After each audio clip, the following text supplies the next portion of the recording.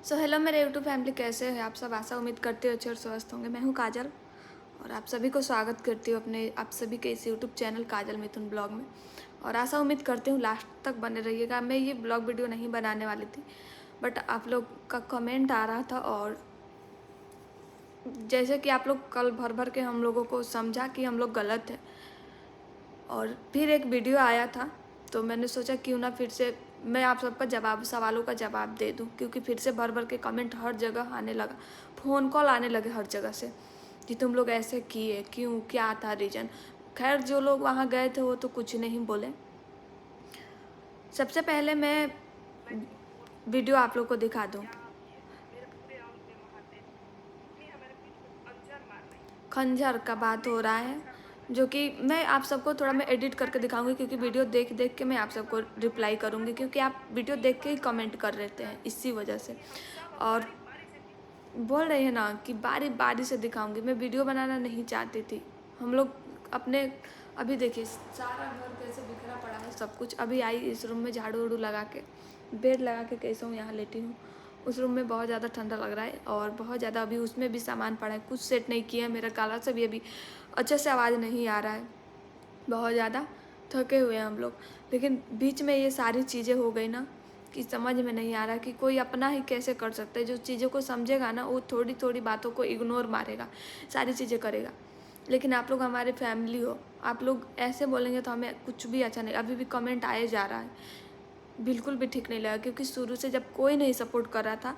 ये बोल रही है ना कि माँ माँ होती है। जब मानसी का डिलीवरी हो रहा था तो मैं फ़ोन करके रो रही थी कि मम्मी बुला लो। फ़ोन करके यही बुलाई थी कि आ जाओ, मैं करा दूँगी हॉस्पिटल में।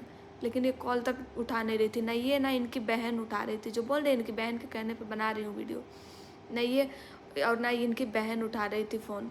और इतना मैं रो रही थी कि मम्मी डिलीवरी मेरा हो जाएगा तो मैं चली जाऊँगी। फिर भी कोई रिस्पॉन्स नहीं है और बोल रही है कि माँ माँ होती है। ठीक है, कोई बात नहीं, माँ माँ होती है तो। और बोल रही है ना कि बोल रही थी कि काजल मेरे से बोली होती कि मेरा मम्मी शादी कर दो इससे। मेरी सास खुद, मैं तो रो रो के थक गई थी बोल बोल के। मेरे को मार भी पड़ा था, इतना बड़ा लेवेदा से मार भी डंडा से पड़ा था। मैं उसका आज भी इलाज करवाती हूँ, आज भी इलाज करवाती हूँ। आप सबसे भी कितनी बार बोला है, कमर में छाती में दर्द रहता है, इतना ज़्यादा मार पड़ा था। फिर भी उस चीज़ को ऐसे दिखाया जा रहा है, किसको नहीं वो होगा। मेरे आस पड़ोस वहाँ के जानते हैं, फैमिली जानती है। मेरे नाक से ब्लड आ रहे थे। मैं सीधी सी चीज़ें बोली थी कि मैं उनसे शादी करूँगी, इसके लिए इतना मार पड़ा था मेरे को। और उस चीज़ को मैं आज भी झेलती हूँ। थोड़ा सा भी मैं कमज़ोर होती हूँ तो मेरे कमर में पेन होता है। कुछ दिन पहले इसका इलाज भी हम लोग करवाए थे मीरगंज में, उनसे बोल के कि मैं गिर गई थी, पैर फिसल गया था। लेकिन फिर भी उन्होंने एक्सरा भी कराया था, रिपोर्ट बोला कि ये चोट का है, मार पड़ा था। फिर मेरी सास ने भी बोला था कि शादी करा दो, नहीं तो मेरा बेटा मर जाएगा, जवान बेटा है, तुम्हारी बेटी मर जाएगी। बोल रही थी कि मेरी बेटी मर जाएगी तो मैं देख लूँगी, मैं नहीं करूँगी शादी, तुम अपना देखो। और बोल रही है ना कि 3 बार बुलाकर इंसल्ट किया गया। भगवान जानते हैं कौन किसका इंसल्ट किया। मांझी का पापा का बर्थडे था, जब हम बुलाए थे थामे में, इतना इंसल्ट करना होता तो हम नहीं बुलाते, इतने भी हम वो नहीं है। भगवान जानते हैं और आप सभी तो इतने दिनों के बीच में जानते ही होंगे कि हम कैसे हैं। आज जो कुछ भी हो रहा है तो आप सब देख ही रहे, ताकि पहले से आप लोग देखें हमारी स्थिति, हम कैसे थे, क्या थे और कैसे हैं।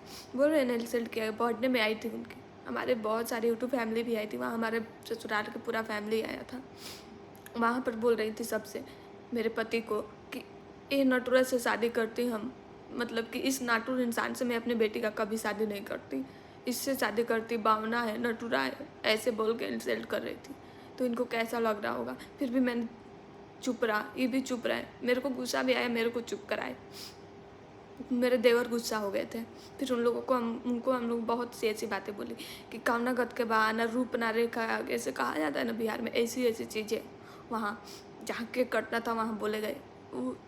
जो भी हमारी यूट्यूब फैमिली वहाँ गई होंगी, अगर आज ये वीडियो देख रही होंगी तो उनको पता होगा कि क्या क्या वहाँ पर बोला गया था। जिनको वो बोल रहे थे ना कि वो टुक टुक मेरी जान है, उनको भी पता होगा, अगर वो वीडियो ये देख रही होंगी तो बता सकती है वीडियो बना कर कि वहाँ केक कट रहा था तो क्या बोल रही थी वो, और बोल रही है कि इंसल्ट किया गया, चुपचाप सह लिए। और मानसी के पापा कैसे ये सब लोग जानते हैं, आज तक किसी से झगड़ा लड़ाई नहीं हुआ। और बोल रही है कि ज़मीन के बारे में आप लोग इतने दिन से हम लोग सोशल मीडिया पर हैं, फैमिली के बारे में बीच बीच में आ ही जाता है झगड़ा, आज तक सुने कि मानसी के पापा से किसी को झगड़ा हुआ है। छोटे भाई होकर कुछ कुछ बोल देते हैं, मैनेज कर लेते हैं कि मैं बड़ा हूँ, सुन सकता हूँ, तो हमारे फैमिली में घर को लेके कैसे झगड़ा हो सकता है कि वो बोलेंगी मैं अपना ज़मीन दूंगी, ये दूंगी, वो दूंगी। शुरू शुरू में तो जब बात होता था तो ज़िंदगी भर, शादी से जब से की हूँ मैं आज तक न्यूज़ आती है कि बात करती थी उनसे और बोलती थी मेरे को सुनाकर, लवली तुमको वो वाला बेड दिए, वो वाला ये दिए, वो वाला साड़ी दिए, तो वो ज़मीन कैसे दे सकती है, एक सामान को लेके ऐसे ताना देती थी सुना सुना कर। और बोल रही है कि, और रहा बात मानसी का, मैं बता दूँ आप सबका कि मानसी को छोड़ के ऐसे मुंह में उंगली लगा के, मानसी कभी भी मुंह में उंगली करके ही सोती है, आप सबको भी पता है। और बोले कि ऐसे सो गई थी, ठंडा पड़ गया था, मैं एक माँ हूँ और मैं कैसे मानसी को पाली हूँ हर स्थिति में मुझे पता है, और आप भी एक माँ हो, मैं जानती हूँ। लेकिन आप ऐसे बोलेंगी, मुझे ये उम्मीद नहीं थी। और मानसी से मैं पूछवा दूंगी आएगी तो, उसको पता भी नहीं है कि नानी कौन है, और वो नहीं जाती है। मानसी खुद बोलती है कि अच्छे से बात नहीं करती है। अगर पहले फ़ोन भी करती थी ना मानसी, जब लवली यहाँ थी, तो उनको खुद पता होगा उनसे बात नहीं करती है मानसी, नहीं करती है बात। फ़ोन करती थी तो लवली से बात करती थी, क्योंकि लवली उससे अच्छे से बात करती थी, और कभी उन्होंने अच्छे से बात नहीं किया मानसी से। मानसी खुद बोलती थी नहीं मामा रहने तो, वो अच्छे से बात नहीं करती, क्या क्या बोलती है। छोटी बच्ची को ना निसाया जाता है, उसके दिमाग में क्या भरा जाता है। एक बार मानसी बाजार में गई थी, उसको 4 चॉकलेट दे के बोला जा रहा था कि बोलो अपने पापा का नाम क्या है, बोलो मिथुन राम, मिथुनमा है, ऐसे बोलो बोलो तब तुमको चॉकलेट दूंगी। तो बोल रहे नहीं नहीं चाहिए, वो दुकान वाला से भी मैं पूछवा दूंगी। फ़ोन करके वो तुरंत बोल रहे थे कि मिथुन तुम्हारे बेटी को तुम्हारी सास ऐसे क्यों बोल रही थी, ऐसे ऐसे बोल रही थी, 4 चॉकलेट लेती है, बोल रही थी बोलो मिथुनमा है, बोलो मिथुन राम, बोलो मिथुन राम। भाई जो टाइटल है उसको क्यों आप हटा रहे हो, जो हमने अपने बेटे को सिखाया है कि मिथुन चौहान, श्री मिथुन, तो ये बोल रही थी नहीं मेरे पापा का नाम श्री मिथुन चौहान है। छोटी बच्ची के आप माइंड में ये बढ़ रही थी। और जिस बच्ची को आप बोली थी, पूरे गांव में हल्ला की थी, आप अपने जो क्या बोलते हैं नंदोई से बोली थी सबसे कि उसको मरी हुई बेटी पैदा हुई, आप उस बेटी उस लड़की को कैसे इतना वो कर सकती है।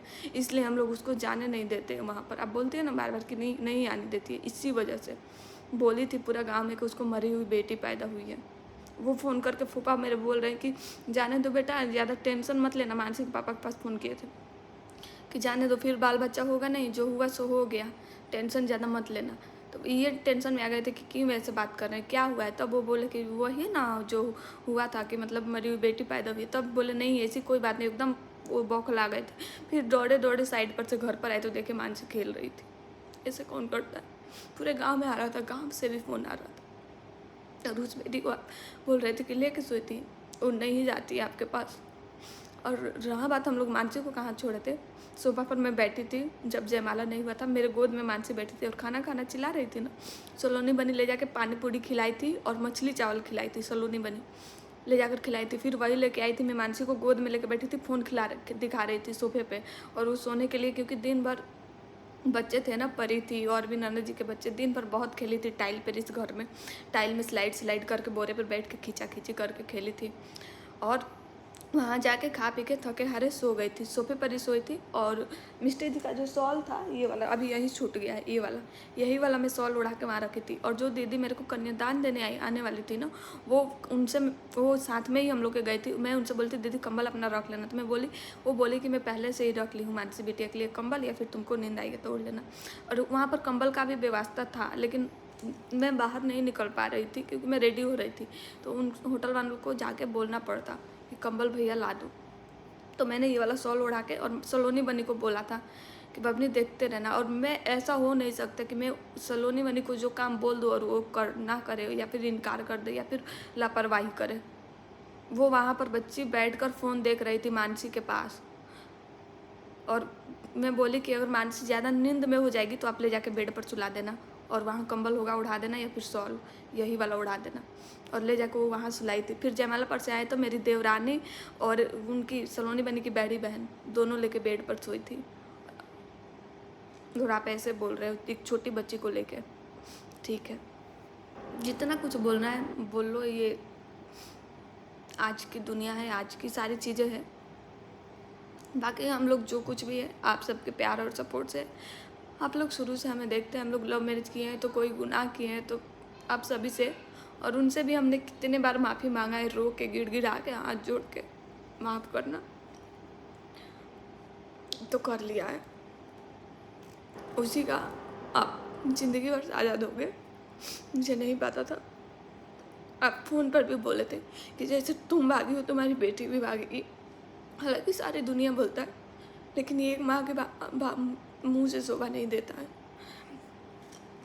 ठीक है, कोई बात नहीं।